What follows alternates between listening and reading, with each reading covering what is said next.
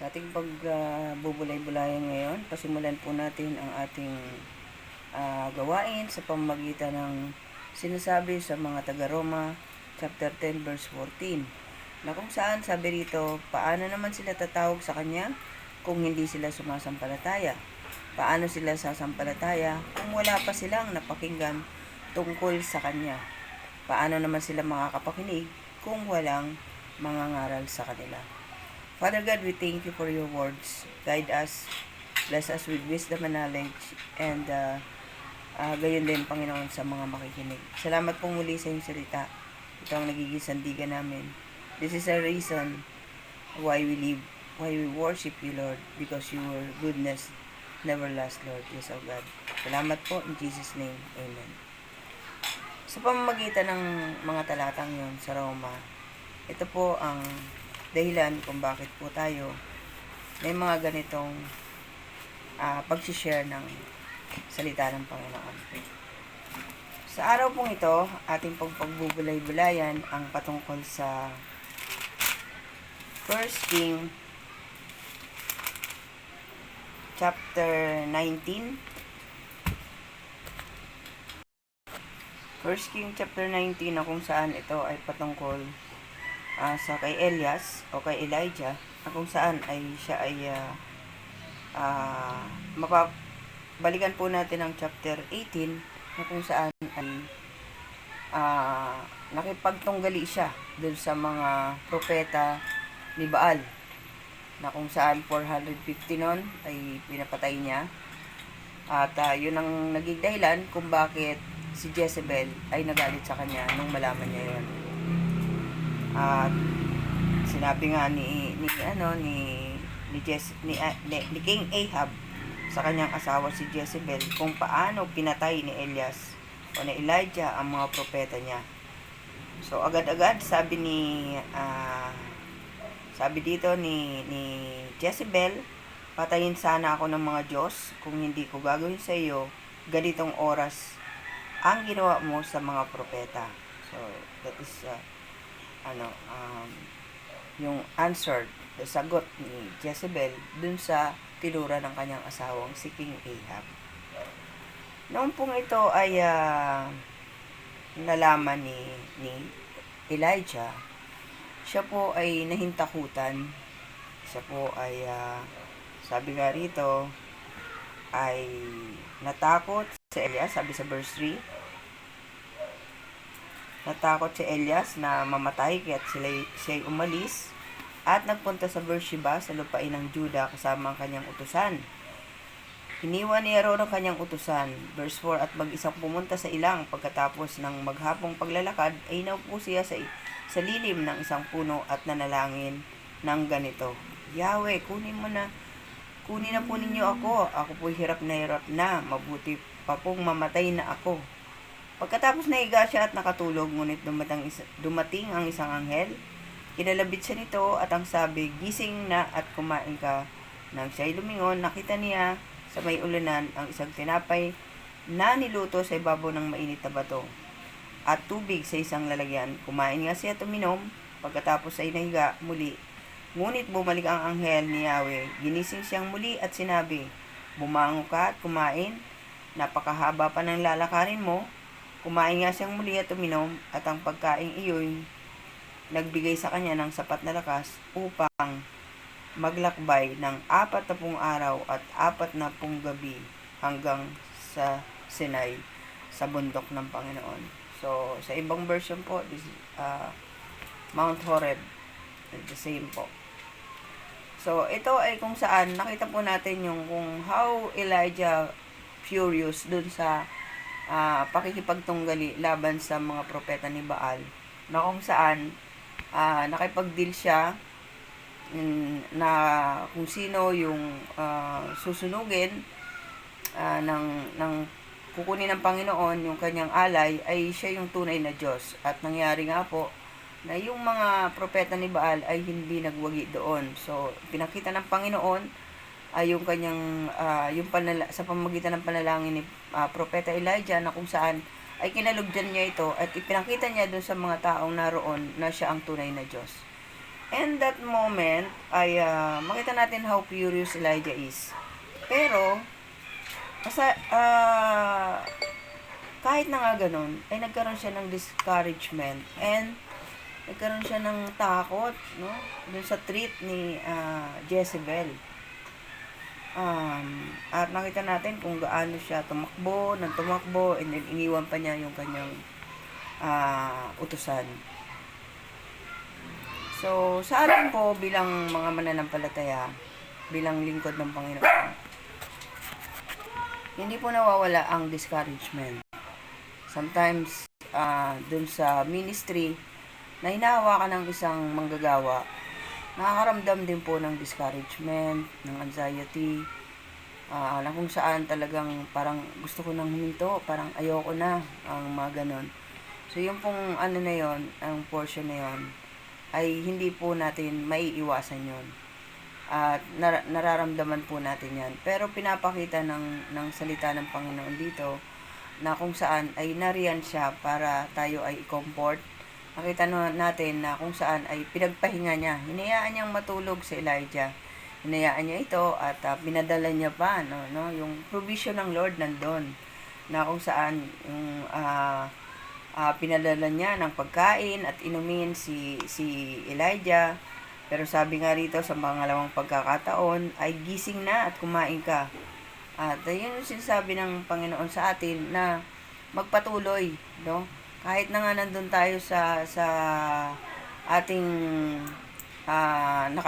nakalagak ang ating sarili dun sa pagkakainlay dahil tayo namumroblema, nagkakaroon ng discouragement sa ministry, nagkakaroon ng discouragement dun sa mga taong nakapaligid sa atin, but still, God provide dun sa ating mga yung sa pag-comfort sa atin, i-provide dun sa mga kailangan natin. So ano ba yung mga pinoproblema natin, 'di ba? At talagang napakabuti ng Panginoon doon na kung saan talagang binibigyan niya tayo ng okay, hinayaan niya, no, na magpahinga kasi talagang nararanasan yon ng mga manggagawa. And even Elijah, nakita natin how furious he is, but he suffered doon sa kanyang desperate situation, no? At pero sinabi ng Panginoon, no, wake up, gumising ka, magpatuloy ka. Yun ang sinasabi lagi sa atin ng Panginoon. At dito nga nakita natin dito na pumasok pa siya sa isang yungib, narinig niya yung boses ng Panginoon. Na kung saan tinanong siya ng Panginoon na anong ginagawa mo rito, Elias? Yan ang tanong ng Panginoon sa kanya. So ang sagot ni Elias ni Elijah, Diyos na makapangyarihan sa lahat, ikaw lang po ang pinaglilingkuran ko sa tanang buhay ko, subalit sinira po ng bayang Israel ang kanilang kasunduan sa inyo. Winasak nila inyong mga altar at pinatay ang inyong mga propeta. Ako na lamang ang natitira at pinaghahanap nila ako upang patayin din. So, ang Panginoon, sabi niya, lumabas ka, tumayo sa ibabaw ng bundok sa harapan ko. Pagkasabi nito, dumaan si Yahweh at umihip ang napakalakas na hangin. Sumabog ang bundok at nagkadurog-durog ang mga bato sa lakas ng hangin. Ngunit wala sa hangin si Yahweh. Nang tumigil ang hangin ay lumindol, ngunit wala sa lindol si Yahweh. Pagkalipas ng lindol ay kumidlat, ngunit wala rin sa kidlat si Yahweh. Pagkalipas ng kidlat, narinig niya ang isang banayad na tinig. And nakita po natin na kung saan ay pangalawang beses na tinanong ng Panginoon ang si Elijah dito. So, dalawang beses siyang tinanong, and the same answer ng Lord, ni Elijah sa Lord, na kung saan siya na lamang yung natitira. Pero hindi po yung totoo dahil meron pong itinago sa kuweba ng mga propeta na hindi sumamba kay Baal. So meron po 'yun. So gusto lang kasi malaman ng Panginoon na kung saan ay gusto niyang malaman kung magbabago ba ito ng sagot sa Elijah, but still ganun pa rin yung sagot niya. At makita po rin natin dito, sabi nga rito, dumaan, sumabog ang bundok, umihip ang hangin, at nagkadurog-durog yung mga bato, but still wala doon ang Lord kasi yung nga makita po natin yung yung whisper ng Lord na kung saan yun yung hindi na-appreciate ng karamihan dahil nga sa dami ng problema sa nakasaksak sa kaisipan, sa mga iniisip, so hindi na na-appreciate yung low voice ng Lord na kung saan ay palaging tayong ginagabayan ng Panginoon sa kanyang munting tinig, no? At talagang inaano niya tayo na meron ka pang tungkulin, may gagawin ka pa, bumangon ka dyan, di ba? So, ito isang napakahalagang encouragement sa mga manggagawa, lalo na po sa mga talagang umahayo, ay napakahalaga itong encouragement kasi hindi po ito natin maiiwasan. Even me, nakakaramdam din po ako ng discouragement sometimes. But still, panghawakan po natin ang sinasabi ng Panginoon na kung saan ay sabi ng Panginoon dito, meron ka pang gagawin. And it happened na ibinigay ng Panginoon sa kanya yung niya nga si Hazael bilang hari ng Syria. Bumalik kasi malapit na Damascus, sabi niya rito, pagkatapos pumasok ko sa lungsod, buhusan mo na lang si Hazael bilang hari ng Syria at si Jihon na anak ni Nimshi bilang hari naman ng Israel. Buhusan mo na lang si Eliseo na anak ni Sapat na taga-Abel, Mihula bilang propeta na hahalili sa'yo. So, meron pong talagang ipapagawa pa ang Panginoon sa kanya, kay Elisha. Sa atin din po, hindi doon natatapos yung ating tungkulin, no? From time to time, may mga bagay tayong dapat na isang guni sa Panginoon. So, ano ba yung mga dapat pa nating gawin? I-acknowledge natin ang Lord dun sa mga gagawin pa natin na kung saan ang tungo dito ni Elijah is sa Mount Horeb, no? Doon siya pumunta kasi yun yung mataas na lugar na kung saan doon din nagpakita ang Panginoon kay Moses.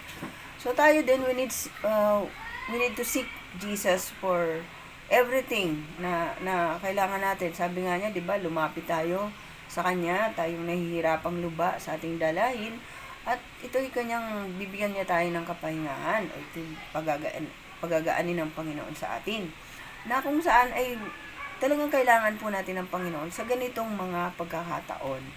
At yan po talaga ang binibigay sa atin ng Panginoon na mensahe na kung saan ay makakaramdam po tayo ng discouragement in this world na full of lies, full of temptation, full of sins, sufferings and trials, ay talagang makakaramdam po tayo. But instead, hold on to God's promises upang makapatuloy tayo. Meron ka pang gagawin. Meron pa tayong gagawin. Meron pa. 'Di ba? Marami pa tayong kakilala, hindi man natin kakilala o kakilala natin, pero marami pang hindi pa wala pang relasyon sa Panginoon. And kailangan nating itong ipaalam sa kanila na they need Jesus. They need Jesus. So, kailangan, dahil siya lang ang ating tagapagligtas, siya ang ating Panginoon, na siyang magliligtas sa atin, at nalalapit na ang kanyang pagdating.